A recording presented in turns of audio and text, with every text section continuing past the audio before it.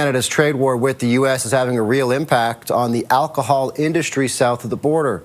The Distilled Spirits Council says it saw a 63% drop in exports to Canada in 2025. It blames the bans on American liquor in most Canadian provinces. U.S. alcohol exports to Canada were way down last year, more than 60%.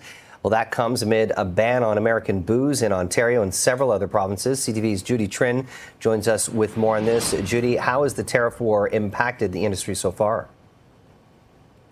The short answer is a lot.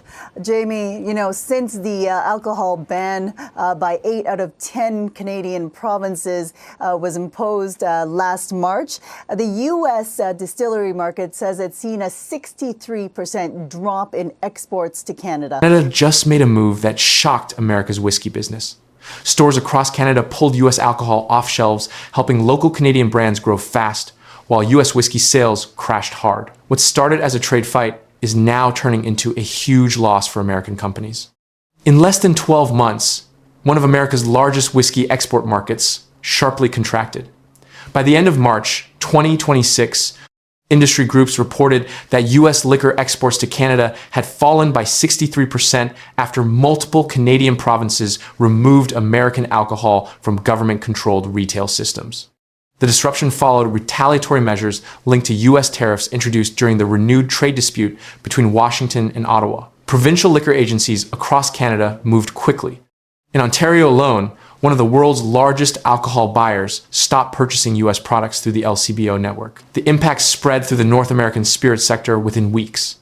Canada has historically ranked among the top foreign destinations for American whiskey and bourbon exports.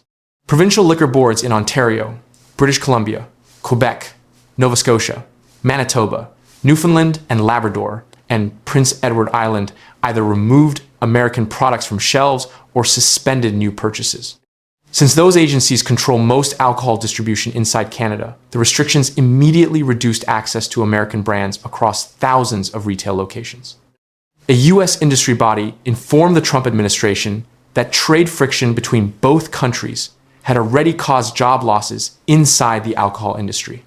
The Distilled Spirits Council of the United States stated that exports collapsed after provincial bans were introduced in response to U.S. tariffs on Canadian goods.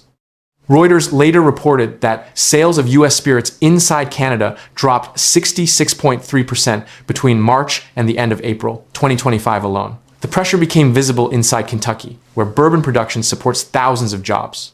Kentucky distillers had warned in early 2025 that retaliatory actions from Canada could heavily damage the industry. Eric Gregory, president of the Kentucky Distillers Association, said retaliatory measures would have far-reaching consequences across Kentucky, home to 95% of the world's bourbon.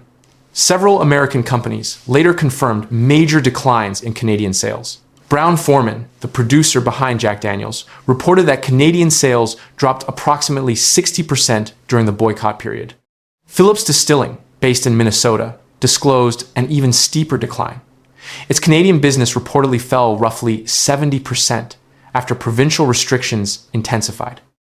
According to company CEO Andrew England, the losses represented about 15% of the firm's branded business. The company later shifted production of its Sourpuss brand to a contract manufacturer in Montreal to maintain access to Canadian consumers. The structure of Canada's alcohol market amplified the damage. Unlike the United States, most Canadian provinces operate government-run liquor monopolies. That system allowed provincial governments to remove American alcohol almost immediately without waiting for individual retailers.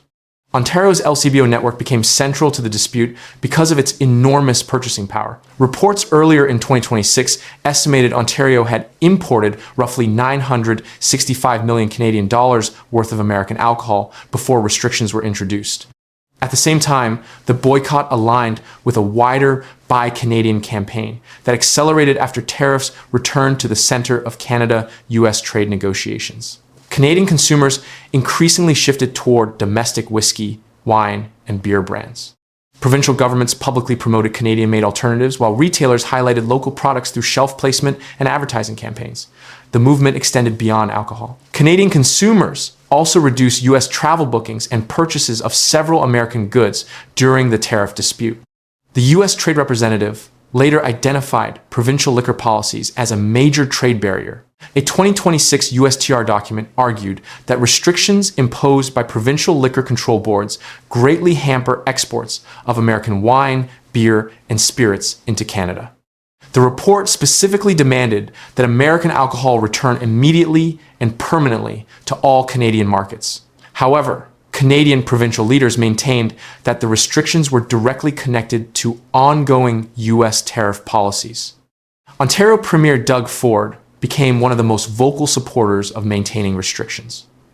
In April 2026, Ford stated that American alcohol would only go back on shelves when the U.S. removes its tariffs. Ontario continued to keep many American products out of LCBO stores despite mounting pressure from U.S. producers and trade officials. Provincial governments argue that alcohol restrictions remained one of the few direct economic responses available against American tariffs. Some provinces later adjusted portions of the ban without fully restoring imports. Quebec announced in early 2026 that it would temporarily place existing U.S. inventory back on shelves to prevent millions of dollars worth of alcohol from expiring in storage. Quebec Finance Minister Eric Girard described the move as an exceptional measure, while emphasizing that the province still prohibited new American imports. Profits from those sales were directed toward food banks and charitable programs. Other provinces adopted similar approaches. Manitoba, Nova Scotia, Prince Edward Island, and Newfoundland and Labrador introduced programs allowing some previously imported stock to be sold while directing proceeds toward charities and food assistance organizations. Ontario remained more restrictive, reportedly holding nearly 80 million Canadian dollars worth of U.S. alcohol in storage facilities without returning products to shelves. Meanwhile, Alberta and Saskatchewan diverged from most Canadian provinces. Both provinces resumed U.S. alcohol imports after initially participating in restrictions. Alberta officials later described the decision as part of a renewed commitment to open and fair trade with our largest partner.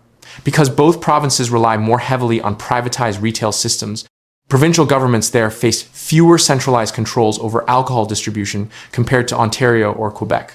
Despite limited easing measures in some regions, export data continued showing severe damage to American liquor shipments entering Canada.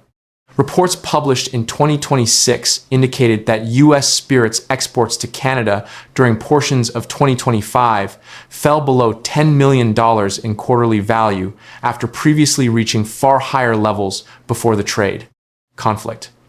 The decline represented one of the largest disruptions to the North American alcohol trade in decades. Industry organizations on both sides of the border warned that long-term market shifts may already be developing. Spirits Canada stated that removing U.S. products from stores was deeply problematic for spirits producers on both sides of the border.